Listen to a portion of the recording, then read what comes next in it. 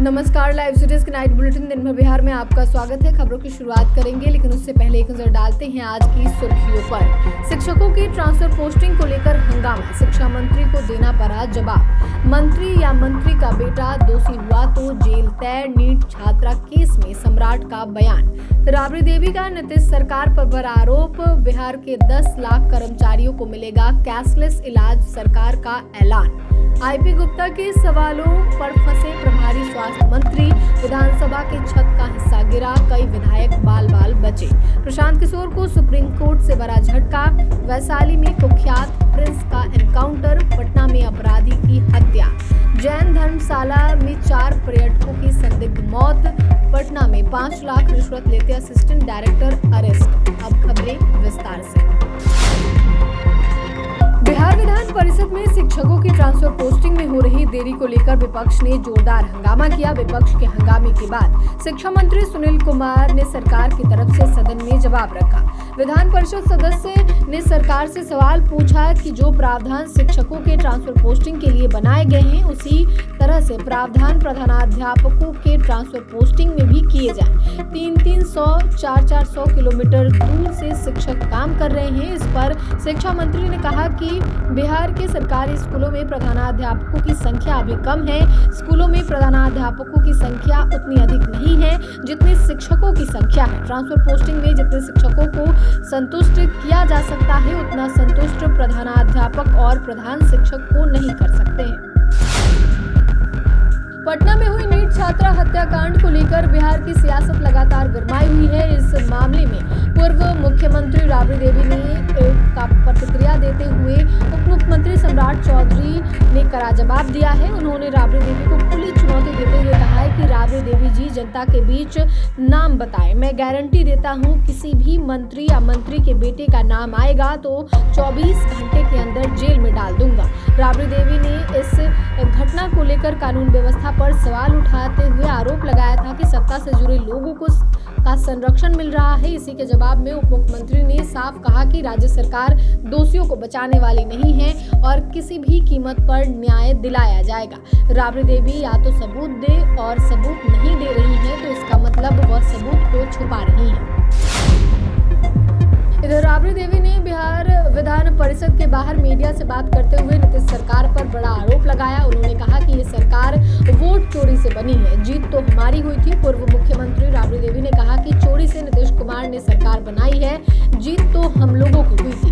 उन लोगों ने वोट चोरी की है, वो लोग मशीन से वोट चोरी करते हैं, इसलिए ईवीएम नहीं हटा रहे हैं। गुरुवार को सदन में नीतीश कुमार ने तेजस्वी यादव पर आरोप लगाया कि 6 विधायकों की खरीद फरोख्त की है। इस पर राबड़ी देवी ने कहा कि वो लोग तो 50-50 करोड़ रुपए देकर खरीद फरोख्त करते हैं। हरियाणा से लेकर कहां-कहां यह सब नहीं हो रहा है।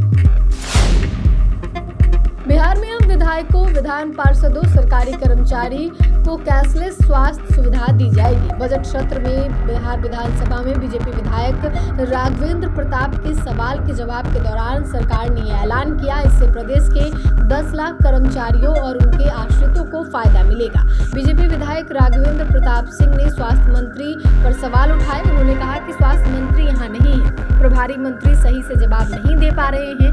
इसके लिए डिप्टी सीएम सम्राट चौधरी ने मोर्चा संभाला।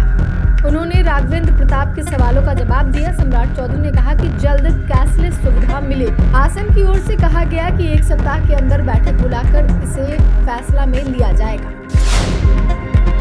बिहार विधान परिषद में उस समय अजीब स्थिति बन गई जब स्वास्थ्य विभाग से जुड़े सवाल पर प्रभारी मंत्री प्रमोद चंद्रवंशी अंग्रेजी शब्दों में उलझते नजर आए। सहरसा के विधायक इंद्रजीत प्रसाद गुप्ता ने सवाल उठाया कि बिहार में प्रति व्यक्ति स्वास्थ्य खर्च सिर्फ 701 रुपए है, जो पड़ोसी राज्यों की तुलना में काफी कम है। स्वास्थ्य मंत्री मंगल पांडे सदन में मौजूद नहीं थे, उनकी जगह प्रभारी मंत्री के रूप में प्रमोद चंद्रवंशी जवाब दे रहे थे, लेकिन वो सवाल का स्पष्ट जवाब नहीं दे सके और कुछ देर तक असहज स्थिति बनी रही। मामला बढ़ता देख संसदीय कार्य मंत्री विजय चौधरी बीच में आए और स्थिति को संभाला, जिसके बाद सदन में माहौल शांत हुआ।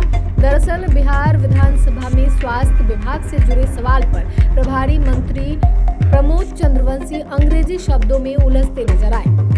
एंडोस्कोपी जैसे शब्द पढ़ने में वे लड़खड़ा गए। विधानसभा के बजट सत्र के चौथे दिन बड़ा हादसा होते होते टल गया। दरअसल कई विधायक विधानसभा के लिए जा रहे थे, तभी भवन की छत का एक हिस्सा टूटकर नीचे गिर गया। गनीमत रही कि कोई विधायक इसकी चपेट में नहीं आया। बजट सत्र से पहले विधानसभा भवन का रेनोवेशन किया गया था, इसके लिए लाखों रुपए भी खर्च किए गए थे। बावजूद इसके छत का हिस्सा टूटकर गिर गया। सदन की कार्रवाई शुरू होते ही राजद विधायक कुमार सर्वजीत ने स्पीकर से छत का हिस्सा टूटने की शिकायत की। उन्होंने कहा कि आज सुबह कई माननीय सदस्य आए थे, पोर्टिको में खड़े थे, इतना बड़ा मलबा ऊपर से गिरा, कई विधायक बच गए। प्रशांत किशोर को सुप्रीम कोर्ट से बड़ा झटका लगा है। कोर्ट ने 2025 में हुए बिहार विधानसभा चुनाव को रद्द करने की मांग वाली याचिका पर सुनवाई की और मांग को खारिज कर दिया। जनसुराज ने कोर्ट में याचिका दायर की थी कि जिसकी मांग को सुप्रीम कोर्ट ने मानने से मना कर दिया है। कोर्ट ने जनसुराज को पहले हाई कोर्ट जाने को कहा है। इसके बाद जनसुराज पार्टी ने सुप्रीम कोर्ट से अपनी याचिका वापस ले ली है। सुनवाई के दौरान सुप्रीम कोर्ट ने कहा कि लोग कोर्ट का इस्तेमाल लोकप्रियता हासिल करने के लिए कर रहे हैं। सुप्रीम कोर्ट ने याचिकाकर्ता से पूछा कि आप हाई कोर्ट क्यों नहीं गए। याचिका में कहा गया था कि चुनाव के दौरान बिहार चुनाव में गैर कानूनी तरीके अपनाए गए, इसलिए चुनाव रद्द करके दोबारा करवाया जाए। पटना के फुलवारीशरीफ थाना क्षेत्र में कुख्यात अपराधी सुनील कुमार यादव की गोली मारकर हत्या कर दी गई। जानकारी के अनुसार सुनील यादव हाल ही में जेल से बाहर आया था और अपना ठिकाना बदलकर फुलवारीशरीफ में रहने लगा था। बाइक सवार अपराधियों ने घर से बाहर ही उसे ताबड़तोड़ फायरिंग की। हमलावरों ने उसके सिर में 2 गोली मारी। वारदात के बाद अपराधी हवाई फायरिंग करते हुए फरार हो गए। उधर वैशाली में पुलिस ने कुख्यात प्रिंस को एनकाउंटर में मार गिराया। पीएमसीएच से फरार होने के बाद प्रिंस एक घर में छिपा था। पुलिस ने जब उसे घेरने की कोशिश की तो उसने फायरिंग कर दी। इसके बाद जवाबी कार्रवाई में वह मारा गया।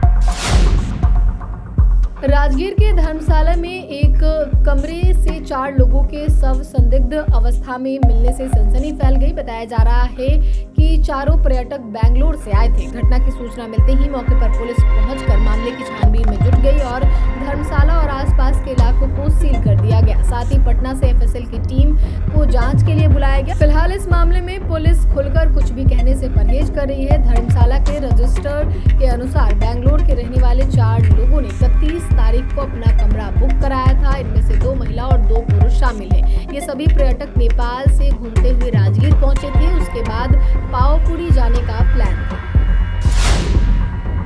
पटना में विजिलेंस टीम ने नियोजन भवन में पदस्थापित असिस्टेंट डायरेक्टर परमजय सिंह को 5 लाख रुपए रिश्वत लेते हुए रंगे हाथ गिरफ्तार किया है। निगरानी टीम ने नियोजन भवन की पार्किंग से आरोपी अधिकारी को गिरफ्तार किया है, जहां वह रिश्वत की रकम ले रहा था। इस मामले की शिकायत उपनिदेशक ओम प्रकाश ने निगरानी विभाग से की थी। शिकायत की जांच के बाद निगरानी टीम ने जाल बिछाया। निगरानी के डीएसपी पवन कुमार ने बताया कि ओम प्रकाश ने बताया कि 26 औद्योगिक प्रशिक्षण संस्थानों को कार्यालय खर्च के लिए 1,70,30,00,000 रुपए जारी किए गए थे।